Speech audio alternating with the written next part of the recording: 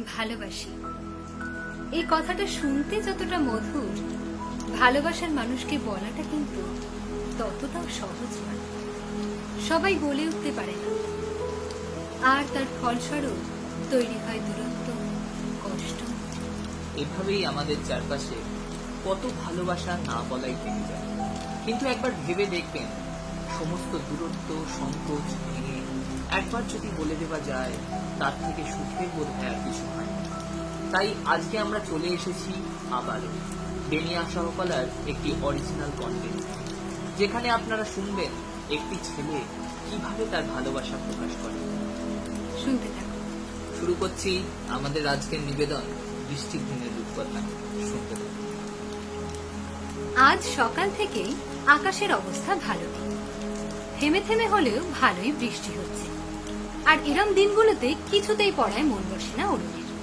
আজও তার ব্যতিক্রম নয়। প্রায় 2 ঘন্টা ধরেই এ ঘর ও ঘর পায়চারি করছে, আর মাঝে মাঝে জানলাটার সামনে গিয়ে উল্টো দিকের বাড়িটার দিকে দেখছে। ওদের মহল্লায় অনেক ভালো ভালো ডিজাইনের রংচঙে বাড়ি থাকলেও অরুণের চোখ শুধু ওই বাড়িটাতেই আটকে যায় বারবার। কুনাল তো রোজই উপদেশ দিচ্ছে, তুই ভাই যা, চোখ দুটো খুলে স্নিগ্ধার বাড়িতেই দিয়ে আয়। তুই ভাই গিয়েছিস পুরো পুরো গন কেস। অরুণ যদি ওসব কথায় বিশেষ কান দেয়, বলে তুই আমার ফিলিংস এর কি বুঝিস রে? কুনাল বলে, তোর কাছে তো ম্যাথ বুঝতে রোজই আসছি, তা তোর ফিলিংস গুলো ওর মধ্যেই না হয় ইনক্লুড করে দিস। স্নিগ্ধা উল্টো দিকের বাড়িটার পরি। দেখে বাইরে থেকে মনে হবে খুব শান্ত প্রকৃতির মেয়ে, কিন্তু ওই মেয়ের সাথে দাঁড়িয়ে দুটো কথা বলতেও যেন হাঁটু কাঁপে অরুণ। আজ অব্দি অরুণ তাই ওর মনের কথাগুলো ওকে বলতেই পারলো না। এই তো সেদিন পড়া শেষের পরও তো দেখলো স্নিগ্ধা রাহুলের সাথে গল্প করছে। রাহুল তো ওর সাথে বেশ কথা বলতে পারে, তাহলে ও কেন পারে না? মাঝে মাঝে নিজেই নিজেকে অপদার্থ ভাবে অরুণ।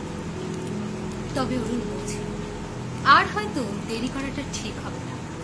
এখন ক্লাস 12, আর 1 বছর পর কে কোথায় চলে যাবে, আর যদি দেখা বা না কথা বলতে পারে তখন? এসব ভেবেই গলা শুকিয়ে আসে অরুণের। কুনাল একটা উপদেশ দিল কাল। ভাই দেখ, এরকম করতে হবে না, একটু স্টেডি হতে হবে তোকে। তোর মনের কথা তো অন্য কেউ বলে দিতে পারবে না। অরুণ বলে, দেখ ভাই, তুই তো বুঝিস, জানিস যে আমি ভালোই কথা বলতে পারি। স্কুলে ডিবেটে, এক্সপেক্টে অংশ নিই, তার ফলও ভালো হয়। কিন্তু স্নিগ্ধার সামনে গেলেই মাথাটা কেমন ফাঁকা ফাঁকা মনে হয়, হাওয়ায় ভেসে আছে বলে মনে হয়। হ্যাঁ, কথাটা সত্যি। এই তো সেদিন অরুণ ভেবেছিল সে একটা এসপার নয় ওসপার করে ছাড়বে, কিন্তু কি হলো? স্নিগ্ধাকে পড়া শেষ হওয়ার পর ডাকলো, ডেকে হ্যাবলার মতো দাঁড়িয়েই রইল মিনিট খানিক। তারপর শুরু হলো তোতলা। ব্যাস, স্নিগ্ধা দিল ধমক, যা বলবি তাড়াতাড়ি বল না, ওরকম করছিস কেন? আমার দেরি হচ্ছে, স্কুলে যেতে হবে আজ। তখনও অরুণ স্পষ্ট করে কিছু না বলায় স্নিগ্ধা রেগে চলে যায়। কুনাল আজ একটা প্ল্যান দিল। দেখ, তোর তো বৃষ্টি ভালো লাগে, বৃষ্টির দিনে কথা বলে একবার দেখ না, যদি বলতে পারিস। কিন্তু হায় কপাল, বৃষ্টি তো কমার চিহ্ন মাত্র নেই, কন্টিনিউ পড়েই চলেছে, কখনো অল্প কখনো জোরে। কিন্তু অরুণ আজই একটু মনে জোর পাচ্ছে। ছাতা নিয়েই বেরিয়ে পড়ল। উল্টো দিকের বাড়ির লোকজনের সাথে ওদের ভালোই যোগাযোগ। স্নিগ্ধার মায়ের সাথে অরুণের মায়ের আলাপ আছে। আসলে ওরা পাড়ার আদি বাসিন্দা নয়, বছর 2 হলো এসেছে। অরুণ আগে একবারই ওদের বাড়ি এসেছিল, মায়ের তৈরি আমের আচার দিতে। আজ নাও নিজেই আচার হয়ে যায়। অরুণ ঢুকেই স্নিগ্ধার মাকে দেখতে পেল। জিজ্ঞেস করলো, কাকিমা, স্নিগ্ধা আছে? ওর থেকে একটু নোট নেওয়ার ছিল। যাও না ওপরে, ও ঘরেই আছে, বলল কাকিমা। অরুণ এখন ঘরের সামনে ঢুকবে কি ঢুকবে না ভাবছে। ওর অজান্তেই যেন মুখ দিয়ে আওয়াজটা বেরোল, স্নিগ্ধা। স্নিগ্ধা শুনতে পেল কেউ যেন ডাকল। স্নিগ্ধা ঘর থেকে বেরিয়ে এসে দেখল অরুণ। তুই হঠাৎ এই বৃষ্টিতে? কি বলবি বল? অভ্যাসবশত সেই অরুণ ফ্যাল ফ্যাল করে স্নিগ্ধার দিকে তাকিয়ে।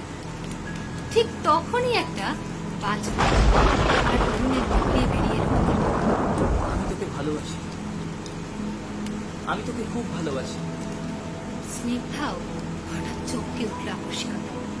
তারপর দুজনেই দুজনের দিকে তাকিয়ে মিনিট খানেক স্থির। স্নিগ্ধার চমক ভাঙার আগে আবার অরুণই বলল, দেখ, তোকে দেখার পর থেকে সব সময় তোর মুখটাই আমার সামনে ভেসে ওঠে। তুই পড়তে না গেলে আমার ভালো লাগে না। স্নিগ্ধা বলল, থাম, হয়েছে। এতদিন তো আমার সামনে কথাই বেরোতো না মুখ দিয়ে। Direct propose? অরুণ বলল, দেখ, আমি কথাগুলো তোকে আগেই বলতাম, আগে অনেকবার বলার চেষ্টা করেছি, কিন্তু জানি না কেন তখন নেটওয়ার্ক কাজ করত। আর এই বৃষ্টি বাদলার দিনেই তোর সব নেটওয়ার্ক চলে এলো, অদ্ভুত। ওফ, ওসব ছাড় না, আগে বল না হ্যাঁ না না। আমার হাতটা দেখ না, এবার বেরিয়েই আসবে। স্নিগ্ধা অরুণের কানের কাছে মুখ নিয়ে গিয়ে বলল, হ্যাঁ। নমস্কার, আমি রিক্তা। নমস্কার, আমি অভিজিৎ।